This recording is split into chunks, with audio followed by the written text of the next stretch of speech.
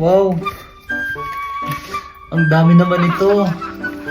Mabibili ko na ang mga gusto kong bilhin. Wow naman! Yes! Wow! Wow! Huwag ka na magdrama dyan. Mag-bis ka na. Bang! At magbayad ka ng kuryente. Hindi pala sa akin to? Hindi, pambayad yun ng kuryente, di ba? Saka yung matitira na sukle, ibili mo na rin ng ulam. Wala tayong ulam. Dali-dala mo, mag-bis ka na dyan.